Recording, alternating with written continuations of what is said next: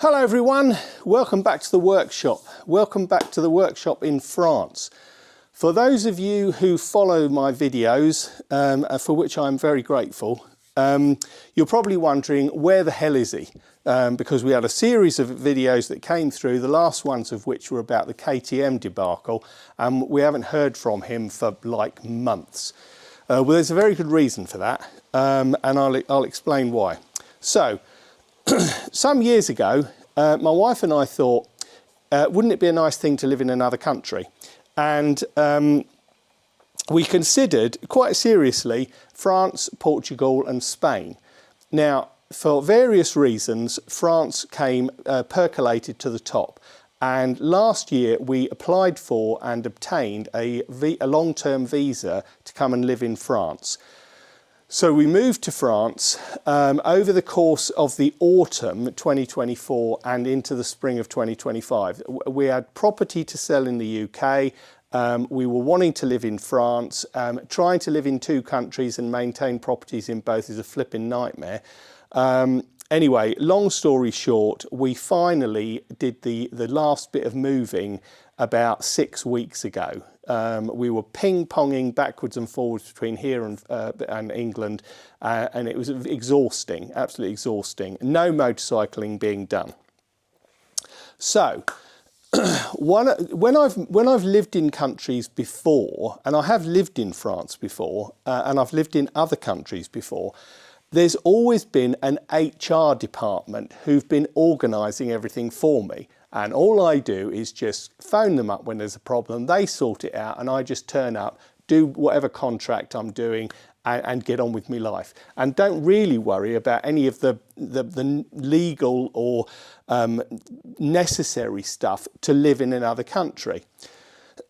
Well, this time, of course, it's completely different because this time my wife and I have been doing it solo. You know, we've been doing it on our own. Now, you can get people to help you do this sort of thing. There are agencies out there that will charge you an arm and a leg to basically do what any intelligent adult could do on their own.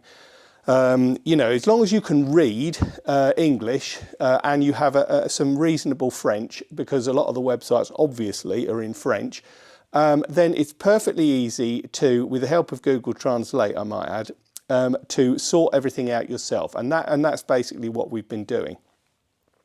Now, one of the things that we wanted to do was we wanted to keep the vehicles that we owned. You know, we owned, well, one of the cars we were selling, a Fiat 500, I wanted to keep the Land Cruiser, which I originally bought in France when I was living here back in the teens, not my teens. And I also had a Porsche that I wanted to bring over, and obviously I wanted to bring the 3 bikes with me. I'd already bought a bike over here, the Gas EC300, which I'd been using in the forest trails, which was flipping amazing, and you'll have seen some of the videos I made of that. And so the first thing, what I thought would be the easiest thing to do would be to register the Land Cruiser back into France, because that originally came from France. You know, I bought it here from the dealer in Limoges. I paid all the taxes that were necessary, which were considerable because of the eco tax that was applied to the vehicle. And I thought it would be easy. In fact, it turned out to be an absolute nightmare. And our neighbour, we've got wonderful, wonderful neighbours. Our neighbour actually acted as an advocate for me to register the vehicle, and we got it registered. No, you know, I mean, I say no problem. When it went through, it was no problem, but it was quite a nerve-wracking thing, because had it not gone through smoothly, there was potential for me to have to pay tens of thousands in eco tax. France are very keen on eco tax in vehicles, because obviously it's absolutely critical to save the planet. You must pay more taxes, because that's how it works. Anyway, got sorted, fantastic. Next one, the Porsche. Too complicated by half. I've sold it. I'll buy another one, but for now, no Porsche. the Fiat 500 got sold. My wife bought a new Toyota Yaris Cross, I think it's called, because obviously she needs a car. Then it came down to the bikes. Now, all of this, it can be done online. It's not massively complex as long as you get all your ducks in a row. So I had the Husqvarna, the BMW and the GSXR to do. So I started with the oh, and I also had a trailer that I wanted to register. The trailer got registered, no problem, which I was mildly surprised about. But it went through, no problem. It's registered now in France, great, and insured. The GSXR was next. Put the GSXR through, and everything seemed to stop. They asked for a few more documents. I sent them off, and everything seemed to stop. So I thought, well, that's fine. I'll just get on with the BM and the Husqvarna. So Husqvarna, I mean, it's a 2024, 2023? Don't know. It's relatively new. No problem. Got the cart to Greece, which is the equivalent of a V5, through with a new number plate, no problem, Husqvarna, done, okay? Then the BMW, the next communication I had was about the BMW. One of the documents that you have to supply is a certificate of conformity. They are not cheap. They can cost many hundreds of pounds. The one for the GSXR was the most expensive. I can't remember how much the BMW one was. Anyway, it had to be done, so I got it sorted. So on the certificate of conformity for the BMW, it says this vehicle can only be registered in countries where they drive on the left. Now, initially, I thought this is mental. It's a motorbike. There's no sort of left-hand drive, right-hand drive. It's a motorbike. And one of my friends pointed out to me, the only thing it could be is the headlight. The headlight dips to the left instead of dips to the right. Now, I hadn't thought of this, but I was pleased this chap mentioned it to me. And I remembered when I took the Land Cruiser to the UK, I had to buy new headlights, which are not cheap. I mean, I think it cost about 1,100 quid for the headlights for the Land Cruiser, I kept the old ones, thankfully, because obviously they needed to be changed back. So I've now got some left-hand drive headlights for a Toyota Land Cruiser, if you know anyone that needs any. So on the BMW it said this, so I thought, okay, what I need to do is I need to check the beam on the bike, you know, because a lot of bikes, for example the Suzuki, on the certificate of conformity, it said that the bike can be registered in countries where you drive on the left or the right with no modifications necessary. And that's because the dipped beam is flat. It doesn't dip one way or the other, it's simply flat. So I thought, well, I wonder if the BMW headlight beam is flat. So I got it in the garage, turned the lights off against the door, and sure enough, the headlight beam on dip is completely flat. It does not dip one way or the other. So what I suspect has happened is that the BMW is an R1200 GS, and I think they've made them, and I might not have this correct, but I think they've made them between 2011 and about 2018. I can't remember. And then they brought out the 1250. Now, there were various facelifts to this bike, and what I suspect has happened is that they've gone through the process of obtaining a certificate of conformity, which is quite a complex process for the manufacturer, when it was first launched. And maybe when it was first launched, when it had incandescent lights, not LED lights, which I've got on this one, maybe they did dip one side or the other, depending on which country you were driving in. And then, but mine has LED headlights, and the beam is completely flat. Now, it's a BMW headlight. I mean, it's got a BMW serial number on, so one has to assume it's the original. No reason to think it isn't. So I've now got to try and convince the authorities that the headlight beam doesn't dip one way or the other, and therefore there is absolutely no reason why I couldn't register this bike here. However, that is to be determined. We shall see. I'll let you know. Now, the GSXR. Today is a sad day in the workshop because the GSXR is sold.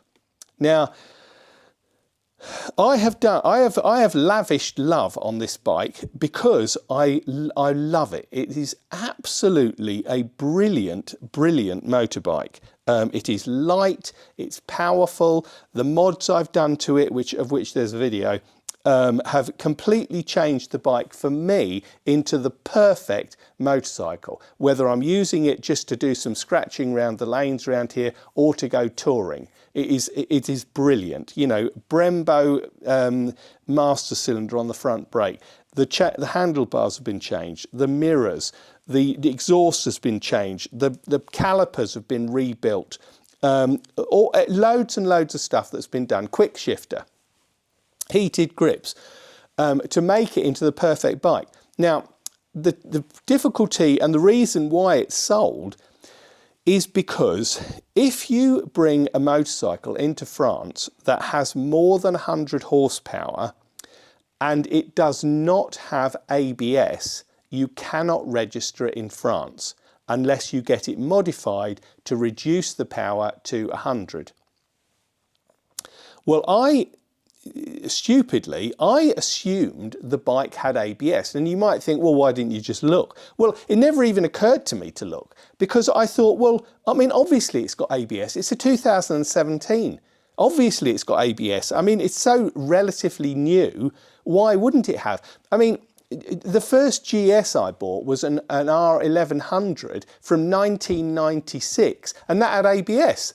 And you think, well, surely to goodness, 21 years later, all bikes would have ABS. Well, this one doesn't. So when I submitted all these papers to get it registered, thinking it would just sail through, they came back and said, no, unless you have it modified, we cannot register it. And that's when I thought, oh my goodness, maybe it doesn't have ABS. So a quick look down at the bike confirms there is no ABS. Now, it may be that you were able to buy an ABS or a non-ABS model, I don't know. But anyway, this one doesn't have ABS, therefore it can't be registered. Therefore, I've got to sell it, and it is sold. In fact, by the time you see this video, or maybe slightly before, it will have been delivered to the new owner. So tomorrow, I am taking the bike on the trailer, because the weather's a bit grim, over to the UK, and it's being collected. It's been sold. So obviously this is, I mean, it's a right pain. Not only have I lavished love and care on this bike, I absolutely love it. It is just a perfect bike, and it looks great. You know, not only does it do everything really well, it looks great. You know, it's a very nice looking bike, and I am going to miss it considerably. However, there is no point crying over spilt milk. It is what it is. It's not going to change. Me whining about it won't make it change. So what I need to do is think, okay, what do I replace it with? So I've been looking at various options. I've looked at, well, I'm considering three, okay? A Yamaha R9, the new R9, okay, which has got pretty good reviews out there.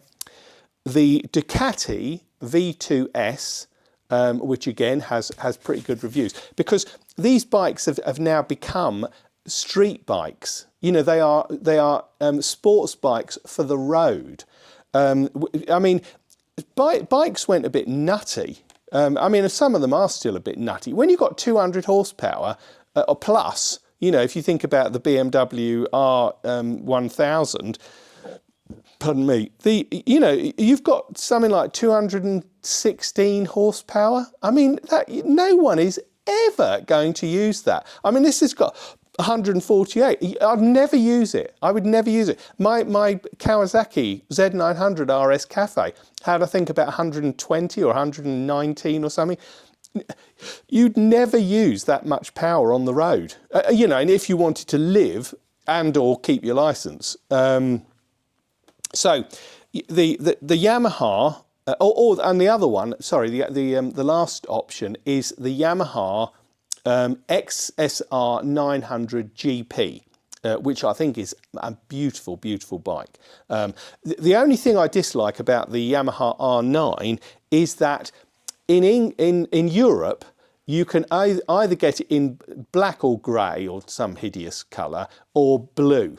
In America, they have it in red and white, and it looks amazing. I mean, the colours are flipping amazing in America. In Europe, we've got either unbelievably dull or quite dull. So that's the thing that's putting me off. The Yamaha XSR 900 GP looks flipping amazing. And it's got great reviews. I mean, they've all got great reviews, to be honest with you, because they've got modest power. You know, they've got 118, 120 horsepower, absolutely ample for the road. And anything between 100 and 150 is absolutely ample. And also, you know, I want to be able to enjoy it. You know, I mean, I've always said you have more fun on a 250 than you do on a 1000. And that's because if you're on a 250, you can wring its neck. You're not going to lose your license. You're not going to fall off, not with modern rubber.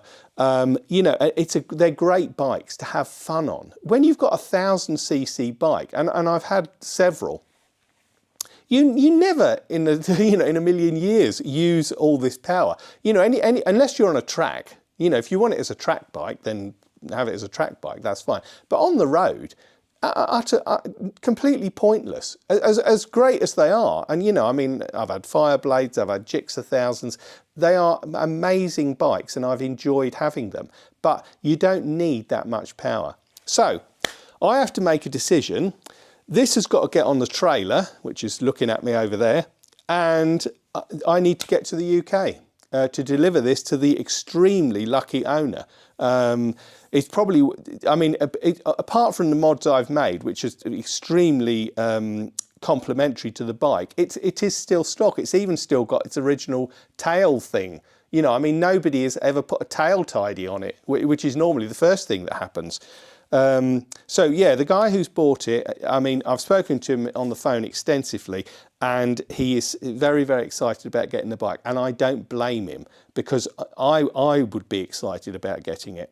So that's it. I've got to decide what to replace it with. Replace it I will, and in the next video you'll find out which one I've replaced it with. So hope you've mildly enjoyed this update. If you have, please keep watching, keep subscribing. I will have some more videos coming along shortly, but in the meantime, I'll see you later.